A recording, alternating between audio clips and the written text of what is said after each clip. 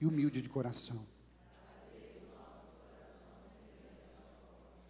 Meus amados irmãos e irmãs, é uma alegria a gente poder partilhar uma palavra que traz vida para a gente, uma palavra que traz sentido para a nossa existência, mas é maravilhoso quando a gente entende que Deus também ensina a cada um de nós.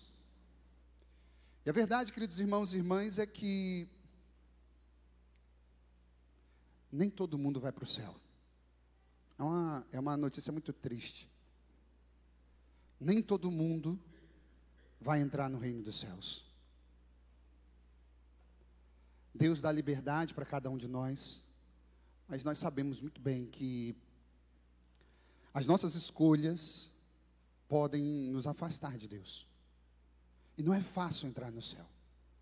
Na verdade, a Bíblia diz, inclusive, que você tem que fazer um esforço tremendo, porque a porta é muito estreita. E quando a Bíblia diz isso, a Bíblia não está falando se você é gordo, se você é magro, mas a Bíblia está dizendo que você vai precisar fazer um esforço sobrenatural, porque se não for assim, você não vai entrar no céu. Dessa forma a gente entende o que a Bíblia está lembrando para cada um de nós. A primeira leitura apresenta para a gente o momento em que Deus não gosta de nada que está acontecendo lá no palácio de Davi. Existia um homem chamado Sobna e ele tinha as chaves, ele tinha o poder do governo, de tudo que acontecia na casa de Davi. E ele estava pisando na bola, ele estava fazendo coisas erradas, ele estava maltratando o povo de Israel. E Deus então tira todo o poder de Sobna e diz: olha, eu vou conceder esse poder agora a Eliacim. Eliacim é uma pessoa, é um homem muito simples, mas ele escuta o que eu digo. Nesse momento, Eliacim então recebe as chaves. Eu quero que você preste atenção, porque muitas vezes a gente escuta assim: olha, o que se fala naquela passagem bíblica lá, que deu a chave para Pedro, que fundou, que isso é uma interpretação errada da Igreja Católica. Querido, nós sabemos que o Antigo Testamento foi escrito em função do Novo, e tudo que diz respeito ao Antigo Testamento é a imagem do que vai acontecer no Novo. Ou seja, quando Deus separou Eliacim, e disse ele assim: eu te dou a chave da minha casa, e você deve agir como um pai. Todas as portas que você abrir, ninguém tem o poder de fechar. E todas as portas que você fechar, ninguém conseguirá abrir. Eu não sei se você percebeu, mas o que Deus disse, por meio de Jesus, a Pedro foi: recebe as chaves, e tudo que ligares na terra, será ligado no céu. E tudo que desligares na terra, será desligado do céu. Queridos, a gente tem que entender uma coisa. Ele assim se movia como um pai, e por isso Deus escolheu a ele. Pedro foi escolhido também para receber as chaves, e aí a gente começa a perguntar: mas por que Pedro recebe as chaves? Por dois motivos. Guarde no seu coração, e o padre vai ser muito prático, muito simples, e você vai entender.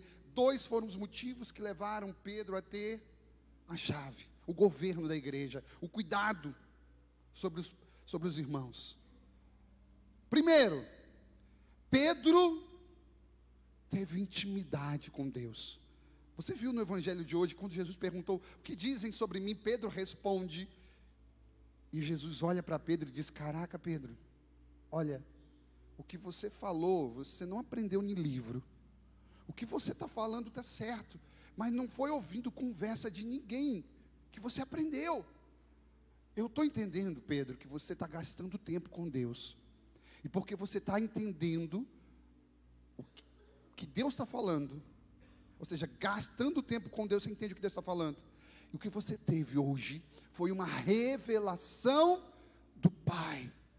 Ou seja, o primeiro motivo pelo qual Deus escolhe Pedro é porque ele tinha tempo para dar para Deus, gastava tempo com Deus, e Deus foi quem falou para ele. Ou seja, queridos irmãos e irmãs, isso é para todos nós que servimos a Deus. Ou a gente gasta tempo da nossa vida entregando a Ele a nossa história e tentando entender o que Ele fala com a gente, ou a gente vai ficar muito doido aqui nesse mundo. Eu desculpa a palavra, mas eu quero dizer para você assim, eu fico imaginando como deve ser difícil viver nesse mundo sem rezar, sem ouvir a Deus. Como deve ser difícil a vida de uma pessoa que leva tudo por si mesmo. Olha, querido, você pode ter uma criação exemplar, você pode ter os melhores costumes, os melhores princípios, você pode ser uma pessoa muito disciplinada, mas eu quero dizer para você, se você não escuta Deus, se você não fala com Deus, tudo é muito mais complicado. Esse foi o primeiro motivo que Deus escolheu a Pedro. Pedro não fazia só as coisas para ele, mas Pedro gastava tempo para falar com ele. Amém, minha gente? Segundo motivo, Raniero Cantalamessa vai dizer que existe uma diferença única entre Judas e Pedro. E que diferença é essa, padre? Raniero vai dizer, olha, os dois trabalhavam muito para Jesus. Os dois erraram muito. E olha que Judas trabalhava muito. Judas era o tesoureiro do grupo. Judas ficava lá nas finanças. Não devia ser fácil. Não devia ser fácil. Pedro também trabalhava, pregava. Judas curava as pessoas. Porque quando a Bíblia diz que foram enviados 72, eles estavam no meio. E a Bíblia diz que eles foram, curaram, ressuscitaram, pregaram. Judas estava no meio, fazia tudo isso. Mas a Bíblia nos ensina além disso, por meio de Raniero, o seguinte: Judas fazia muita coisa para Deus, mas não conhecia Deus, a tal ponto que ele terminou a vida daquele jeito. Já Pedro, ao contrário, além de fazer as coisas para Deus, ele gastava tempo com Deus. E aí, meu amado, minha amada, entenda uma coisa: Pedro foi inconstante muitas vezes. Pedro errou diversas vezes. Você lembra? Lá sobre as águas, ele estava caminhando, pela falta de fé, ele afundou. Negou Jesus. E aí a gente não esquece daquele momento que Jesus falou, o principal anúncio de Jesus: eu vou para Jerusalém e vou morrer, eu vou subir a cruz. Queridos, Pedro disse, não, que isso não aconteça. Pedro precisou ser trabalhado interiormente por Deus. Está aí a diferença. Além de ele gastar tempo com Deus, Pedro fez experiência da misericórdia de Deus. Mesmo com os erros e inconstâncias, Pedro não tirou a sua vida, mas Pedro pediu perdão. Pedro experimentou o toque de Deus. Pedro foi aquele que foi interiormente trabalhado pelo Pai. Queridos, eu e você, todos nós precisamos fazer aquilo que a gente cantou no Salmo. Foi tão bonito. Aquele que começou a boa obra em mim, nos levará à plenitude. É por isso que o padre começou a pregação dizendo, nem todo mundo vai se salvar, nem todo mundo vai permitir que Deus complete a obra iniciada. Nem todo mundo vai conseguir fazer com que Deus termine uma obra que um dia Ele iniciou. Sabe por que isso, queridos? Porque nós é que dizemos não. Eu vou contar uma historinha para você. Vou contar uma historinha para vocês e vocês vão entender bem. Um dia um artista foi contratado para fazer uma obra de arte que seria a principal daquele museu que ia ser inaugurado. O museu estava sendo construído e aquele homem disse, olha, para eu aceitar esse trabalho, eu preciso que vocês tragam 2 grandes blocos de pedra. É para fazer uma obra de arte? É. Eu preciso de 2 blocos de pedra. Mas o senhor não vai fazer só uma? Vou, mas eu quero 2. E o artista já entendia disso. Olha para o padre. Primeiro grande bloco. Aquele homem começou a tentar trabalhar. Olha para o padre, não desvia. Ele pegou os instrumentos. Com aquele primeiro bloco de pedra, começou a talhar. E aquela primeira pedra, não vou deixar trabalhar. Está doendo. Não está gostando. Não. E fez toda a força. Ele era duro. Aquela pedra era dura. Não permitiu de jeito nenhum. E ele fazia força, ele tinha manha, ele tinha um jeito. Mas a pedra resistente não permitiu. E o que é que ele fez? Eu vou para a segunda pedra. E começou a talhar. E a segunda pedra também sentia dor, sentia dificuldade. Mas dizia assim, eu sei que tudo que ele faz fica perfeito. Eu estou sentindo a dor, mas eu vou deixar acontecer. E o artista na segunda pedra ia burilando, ia modelando, e as coisas iam tomando forma, tomando vida. No dia seguinte ele voltava para a primeira pedra, e tentando burilar a primeira pedra, aquela pedra disse, não, eu sou durona, não vou deixar, não vou permitir, está doendo, sai. E o artista então ia na segunda pedra, e estava cada vez mais talhando, cada vez mais, deixando de um jeito bonito. O tempo passou, minha gente, e um ano depois, foi a inauguração daquele museu. As duas pedras estavam lá, no lugar principal.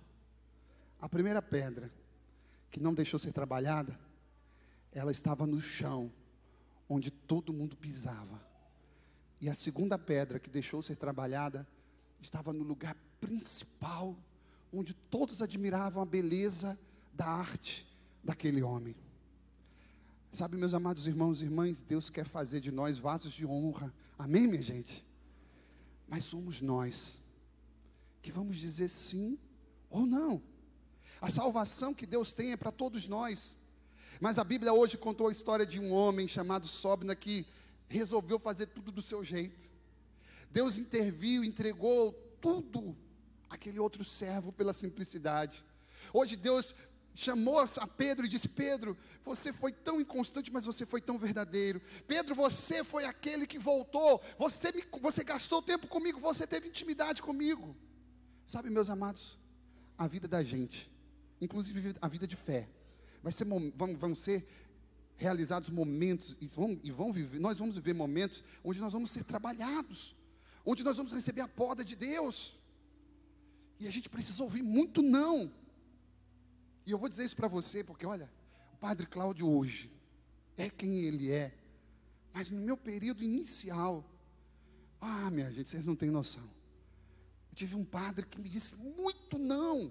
Eu disse um sacerdote que eu podia ter tudo para ficar revoltado contra ele, mas eu digo assim: bendito seja a alma desse homem, que foi capaz de me educar, de me dizer não muitas vezes. O mundo hoje não aceita um não. Mas nós muitas vezes estamos, quando não aceitamos não, fazendo força e não deixando Deus trabalhar em nós. Eu quero dizer para você uma coisa: não permita que a tua condição humana seja um empecilho para servir a Deus. Não permita que a tua falta de oração, que o teu estilo de vida seja um empecilho para a graça de Deus acontecer. Porque é isso que as pessoas muitas vezes dizem: olha, eu não tenho tempo para Deus. Ou então as pessoas dizem assim: eu não vou mudar. Querido, deixa Deus mudar. Ou então as pessoas dizem assim: olha, eu não tenho, isso não é para mim, porque você sabe, eu sou desse jeito mesmo. A Bíblia diz que Isaías foi purificado, ele foi chamado por Deus, e ele não tinha uma língua pura. Deus tomou a vida daquele homem, purificou a vida daquele homem. Para mim, uma das palavras mais sensíveis que tem na Bíblia, está escrito em Tiago, capítulo 5, versículo 17 e 18. Olhe para o padre, não perca isso por nada. Talvez esse seja o momento mais importante da pregação. Tiago 5, de 17 a 18, diz assim: Elias era um homem semelhante a nós. Elias pecava como nós. Elias tinha a mesma condição que nós. Dependendo da tradução, é isso que está lá. Elias pecava como cada um de nós. Quem foi Elias? Elias foi aquele que apareceu na transfiguração no Monte Tabor. Por quê? Porque ele foi reconhecido como o maior de todos os profetas. A Bíblia diz lá em Tiago 5,18 que Elias orou. O sol parou. A chuva veio. Você está entendendo? Ele orou, a chuva parou. Cara, uma pessoa, um ser humano é capaz de fazer com que tudo pare por conta de uma oração. E a Bíblia não está dizendo que era alguém perfeito, não. A Bíblia disse: Elias era um homem que pecava como cada um de nós. Posso dizer para você uma coisa? Guarda essa tua desculpa de que Deus não pode agir em você, ou que você não tem nada para oferecer a Deus porque você não quer abandonar a tua condição pessoal. Eu quero te dizer hoje, querido, que mais do que o céu, não existe de nada que seja mais significativo, honroso e desejável. Eu abençoo o seu coração no dia de hoje para te dizer: que bom que nós podemos ouvir essa palavra no dia de hoje e dizer: Senhor, eu quero ser como Pedro, eu quero conhecer a tua revelação. Senhor, eu quero conhecer a tua misericórdia quando eu errar, eu quero recomeçar, sabe? Não seja como aquela primeira pedra, não, minha gente. Deixa Deus trabalhar aí dentro do seu coração. Deixa o Senhor fazer a obra dele. Mas muitas vezes a gente atrapalha. Os músicos voltaram a usar celular, não é? Estou vendo aqui. Minha gente, deixa Deus trabalhar no coração de vocês. Deixa o Senhor ser Deus. Ele quer podar, Ele quer burilar, mas a obra é uma obra de perfeição. Quando nós ouvimos a palavra de Deus dizer assim, preste atenção, nós somos como vasos de barro, que levamos um tesouro precioso, é porque Deus queria lembrar para a gente, que não tinha ninguém melhor do que ninguém.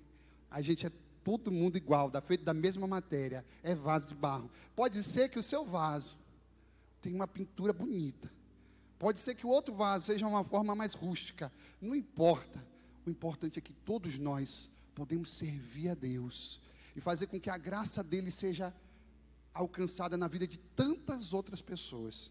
Eu abençoo o seu coração, para que você caminhe nisso, para que você guarde no seu coração, que a boa obra que Deus iniciou na sua vida, Ele vai terminar se você permitir. A salvação de Deus que Ele deseja para todos nós, vai acontecer na sua vida, e na vida da sua família, se você permitir.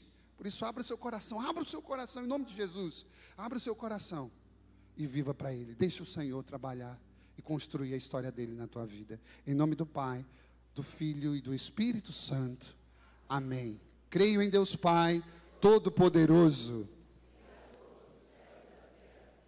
e em Jesus Cristo, seu único Filho, nosso Senhor, que foi concebido pelo poder do Espírito Santo, nasceu da Virgem Maria, padeceu sob Pôncio Pilatos, foi crucificado, morto e sepultado,